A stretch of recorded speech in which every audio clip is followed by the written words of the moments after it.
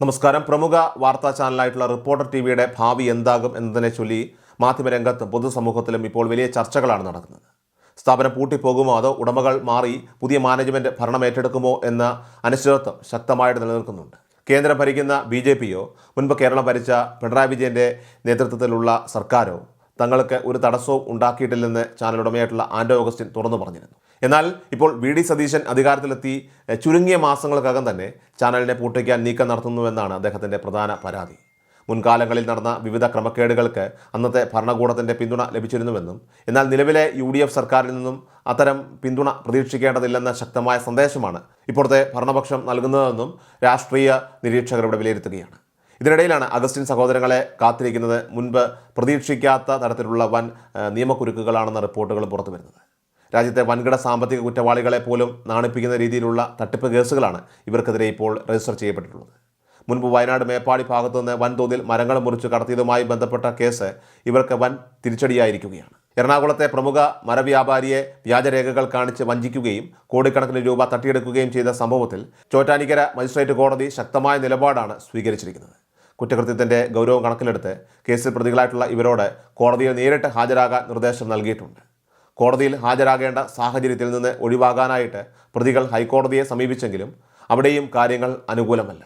കേസിലെ വിചാരണ നടപടികൾ അടിയന്തരമായിട്ട് സ്റ്റേ ചെയ്യണമെന്നാവശ്യപ്പെട്ടാണ് Anto Augustine, Roji Augustine, Josekutty Augustine എന്നിവർ കോടതിയെ സമീപിച്ചത്. എന്നാൽ മുൻപും സമാനമായ ആവശ്യവുമായി എത്തിയപ്പോൾ തള്ളിപ്പോയ ഹർജിയുടെ തുടർച്ചയായതിനാൽ തന്നെ ഇത്തവണയും കോടതിയിൽ നിന്ന് ഇളവുകൾ ലഭിക്കാൻ സാധ്യത കുറവാണ്. വനവകുപ്പിന്റെ വ്യാജ അനുമതി പത്രങ്ങൾ കാണിച്ച് എറണാകുളം സ്വദേശിയായ അലിയാർ എന്ന വ്യാപാരിയെ വഞ്ചിച്ചതിനാണ് 2021 അമ്പലമേട് പോലീസ് ഇവർക്കെതിരെ കേസെടുത്തത്. ആ കേസ് റദ്ദാക്കണമെന്ന അപേക്ഷ മുൻപ് തന്നെ ഹൈക്കോടതി തള്ളിയിട്ടുള്ളതാണ്. സർക്കാരിനെയും പൊതുജനങ്ങളെയും ഒരുപോലെ വഞ്ചിക്കുകയും അനധികൃതമായിട്ട് സമ്പത്ത് കൊയ്യുകയും ചെയ്തു എന്ന ഗുരുതരമായിട്ടുള്ള ആരോപണമാണ് ഇവർ നേരിടുന്നത്. മുൻപ് ചെയ്തു കൂട്ടിയ അനീതികളെല്ലാം തന്നെ ഇപ്പോൾ തിരിച്ചടിയായിട്ട് മാറുന്ന കാഴ്ചയാണ് കാണുന്നത്.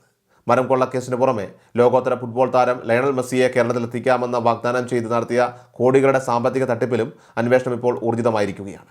ഈ പരിപാടിയുടെ മറവിൽ നടന്ന വൻ നികുതി വെട്ടിപ്പിനെക്കുറിച്ചുള്ള പ്രാഥമിക അന്വേഷണ റിപ്പോർട്ട് പ്രത്യേക അന്വേഷണ സംഘം സമർപ്പിക്കാനിരിക്കുകയാണ്. ഇതോടെ ഈ കേസിൽ കൂടുതൽ ഉദ്യോഗസ്ഥരും പ്രതികൂട്ടിലാകാനുള്ള സാധ്യതയുണ്ട്. മുൻ ഭരണാധികാരികളുമായി ഉണ്ടായിരുന്ന അടുത്ത ബന്ധം ഉപയോഗിച്ച് പല ഉദ്യോഗസ്ഥരെയും സ്വാധീനിച്ചാണ് അഗസ്റ്റിൻ സഹോദരന്മാർ ഇത്തരം തട്ടിപ്പുകൾ നടത്തിയതെന്ന ആരോപണം ശക്തമാണ്. GST വകുപ്പിലെ ഉദ്യോഗസ്ഥർക്ക് കേസ് അന്വേഷണത്തിൽ ഗുരുതര വീഴ്ച സംഭവിച്ചതായിട്ട് SIT കണ്ടെത്തുകയുണ്ടായി. കോടതികളുടെ നികുതി കുടിശ്ശിക വരുത്തിയ സ്പോൺസർമാർക്ക് സമൻസ് അയച്ചതല്ലാതെ കഴിഞ്ഞ മാസങ്ങളിൽ തുടർ നടപടികളൊന്നും തന്നെ സ്വീകരിച്ചിരുന്നില്ല. ഭരണമാറ്റത്തോടെ സമ്മർദ്ദത്തിന് വഴങ്ങി സഹായങ്ങൾ ചെയ്തു നൽകിയ ഉദ്യോഗസ്ഥർ ഇപ്പോൾ നിയമ നടപടികൾ നേരിടേണ്ടി വരുമെന്ന ഭയത്തിൻ്റെ അവസ്ഥയിലാണ്. ഉദ്യോഗസ്ഥരുടെ മൊഴികൾ പുറത്തു വരുന്നതോടെ ചാനൽ ഉടമകളുടെയൊക്കെ തന്നെ കുരുക്ക് കൂടുതൽ മുറുകാനാണ് സാധ്യത. നിലവിൽ VD സതീശൻ്റെ നേതൃത്വത്തിലുള്ള മുഖ്യമന്ത്രിയുടെ ഓഫീസ് നേരിട്ടാണ് ഈ പരാതികളെല്ലാം തന്നെ നിരീക്ഷിക്കുന്നത്.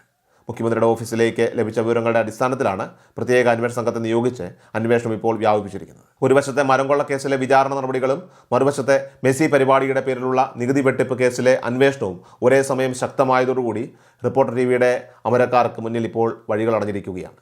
ഈ സാഹചര്യത്തിൽ ചാനലിൻ്റെ ഭരണം ഉപേക്ഷിച്ച് ഇവർ ഒളിവിൽ പോവുകയോ അല്ലെങ്കിൽ മറ്റാർക്കെങ്കിലും സ്ഥാപനം കൈമാറുകയോ ചെയ്യുമെന്ന സൂചനകൾ തന്നെയാണ് ഇപ്പോൾ പുറത്തു വരുന്നത്.